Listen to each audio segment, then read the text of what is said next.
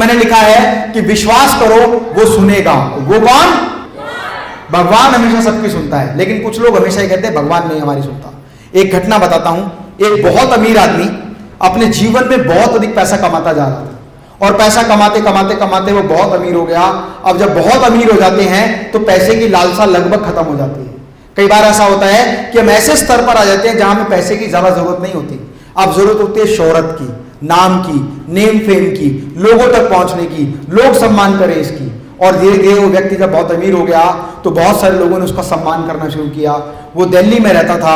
चेन्नई के एक ऑर्गेनाइजेशन ने उसको सम्मान के लिए कहा कि हम सम्मान देने के लिए, आपके द्वारा किए गए कार्यों के लिए, आपके द्वारा किए गए देश के प्रति समर्पण के लिए हम आपको सम्मानित करना चाहते हैं।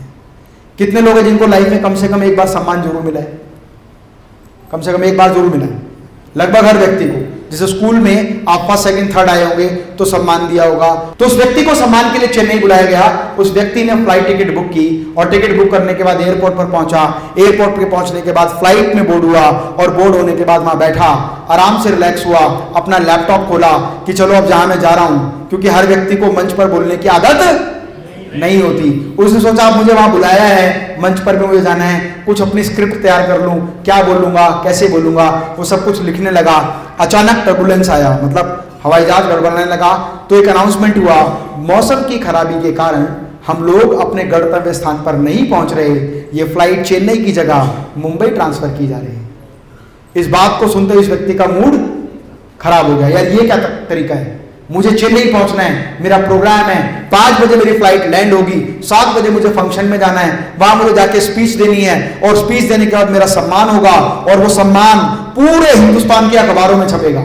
वो व्यक्ति ऐसा सोच रहा था, गुस्से में बोलता जा रहा था। फ्लाइट मुंबई में लैंड हुई। लैंड होने के बाद मुंबई एयरपोर्ट पे उतरा। उसने देखा यहां भी पूरा मौसम खराब है, और खराब मौसम को देखकर बोला यार इतना मौसम खराब है, मैं क्या करूं, मैं तो बहुत अच्छी जगह जाने वाला था, मैं तो फंस गया आज। तो वहीं उसकी फ्लाइट में एक व्यक्ति और होता है, वो कहता है आप डॉक्टर राम विश्वास है ना? उसने कहा हाँ। कह रहे आप तो बहुत फेमस डॉक्टर हैं, आप तो हार्ट सर्जन हैं। उसने कहा हाँ। सर फिर आप परेशान क्यों हैं? आप दिल के डॉक्टर हैं और आपका ही दिल इतना तड़प रहा है। तो वो व्यक्ति गुस्से में बोला यार बेकार की बात करने की जरूरत नहीं है, मुझे चेन्नई पहुंचना था और मैं मुंबई में हूं, और मुझे लगता नहीं कि मुंबई से चेन्नई पहुंच भी जाऊंगा। तो उसने कहा सर आप यहाँ से एक टैक्सी लीजिए, और टैक्सी लेकर अगर आप जाएंगे तो संभवतः आप 5 बजे नहीं 7 बजे तो पहुंच ही जाएंगे। उसने कहा ठीक है, गुड आइडिया।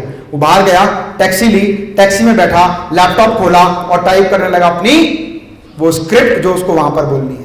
और जब टैक्सी वाला चलने लगा तो टैक्सी वाले ने कहा, ड्राइवर ने कहा कि सर आप तो कोई फेमस आदमी लग रहे हैं मुझे।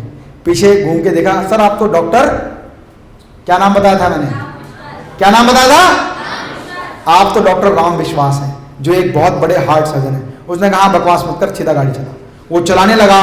चलते चलते मौसम खराब था, बहुत तेज बारिश होने लगी, अंधेरा छा गया। उसने कहा डॉक्टर साहब इतनी बारिश में तो गाड़ी चलाना भी मुश्किल है, मैं लगता है कहीं रास्ता ना भटक जाऊं। उसने कहा फिर भी ले चल, जहां ले चल सकता है। चलते चलते चलते चलते वो रोड पर भटक गया, और वो एक ऐसे रास्ते पर पहुंच गया जो रास्ता एक गांव में उतरता था।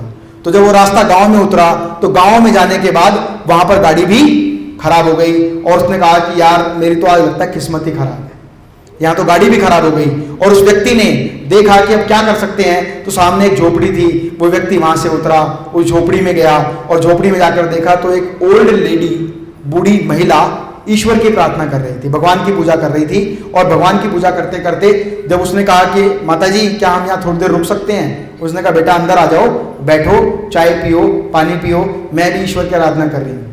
देखा तो बेड पर एक बच्चा लेटा हुआ था, और वो बच्चा वहां बीमार था। तो उसने पूछा माता जी इस बच्चे को क्या हुआ? कह रहे भाई देखो इसको क्या हुआ है तो मुझे पता नहीं, लेकिन सरकारी अस्पताल के कुछ डॉक्टर्स ने कहा है कि हार्ट का पेशेंट है और ये हार्ट का मरीज है।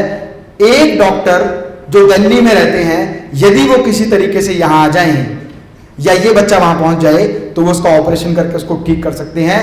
और मुझे लगता नहीं है, लेकिन मुझे विश्वास है अपने भगवान पर, और मैं उसी की प्रार्थना कर रही हूं। और पता नहीं, लोग कहते हैं कि ऐसे प्रार्थना करने से भगवान आने वाले नहीं है, लेकिन मुझे ये पूरा विश्वास है कि एक ना एक दिन मेरी प्रार्थना जरूर स्वीकार होगी। तो ठीक उस समय उस डॉक्टर की आंखों में आंसू आ गए। उसने कहा दिल्ली का डॉक्टर चेन्नई जा रहा है, मुंबई पहुंचने वाला था, उसकी मुंबई पहुंचा और वहां से गांव में पहुंचा। इसका मतलब ईश्वर की आराधना में बहुत शक्ति है। उसने कहा मैं वही डॉक्टर राम विश्वास हूं। अगर आइए मैं वही राम विश्वास हूं जिसके बारे में लोगों ने आपको बताया था। अब माता जी मैं आपको आश्वासन देता हूं कि इस बच्चे का ऑपरेशन मैं करूंगा मेरे हॉस्पिटल में, मेरे क्लिनिक में। आप फ्री ऑफ कॉस्ट में इसको लेके जाऊंगा और वहां इसका ऑपरेशन करूंगा, क्योंकि शायद ईश्वर ने ऐसा लिखा हुआ था कि आप दिल्ली से जाओगे, जाना कहीं भी हो, लेकिन आप कहां पहुंचोगे? उस गांव में उस बच्चे का ऑपरेशन करने के लिए। तो इसीलिए ईश्वर पर हमेशा विश्वास करें और हमेशा हम्बल बने रहें। जितना ज्यादा आप हम्बल होंगे, जितना ज्यादा ईश्वर के प्रति धन्यवाद करेंगे, लोगों के प्रति धन्यवाद करेंगे। कोई व्यक्ति किसी का बुरा नहीं कर सकता, कोई व्यक्ति किसी का अच्छा नहीं कर सकता। ईश्वर के रूप में आए हुए लोग ही आपका अच्छा और बुरा करते हैं। इसका मतलब ईश्वर ने डिसाइड किया हुआ है कि आपके साथ कब क्या बात अच्छी होनी है और कब क्या बात खराब होनी है।